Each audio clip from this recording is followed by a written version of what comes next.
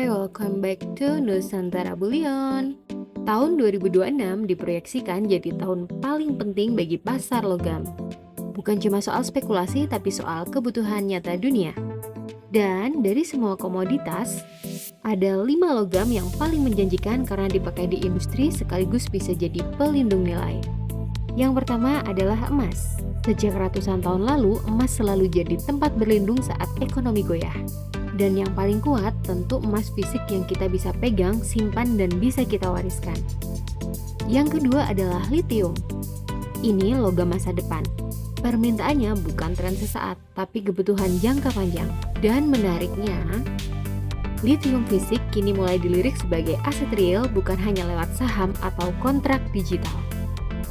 Yang ketiga adalah tembaga.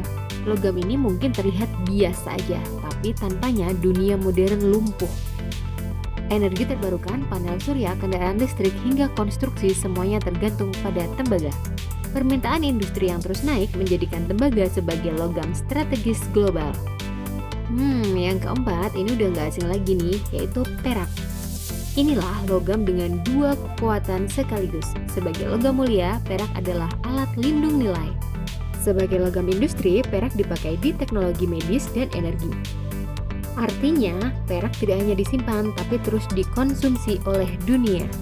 Yang jelas atau yang kelima adalah platinum. Langka, bernilai tinggi, dan krusial untuk teknologi energi bersih. Platinum dipakai dalam katolik converter, hidrogen fuel, sel, dan perhiasan premium. Dengan pasokan terbatas dan permintaan naik, platinum punya potensi lonjakan besar di 2026. Kesimpulannya 1. Diversifikasi itu kunci. Seimbangkan logam mulia seperti emas dan perak dengan logam industri seperti litium dan tembaga.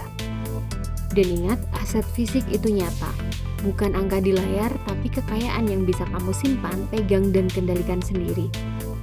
Kalau kamu mau terus update pasar logam mulia, follow Nusantara Bullion dan DM sekarang untuk gabung grup ke pasar logam mulia Nusantara.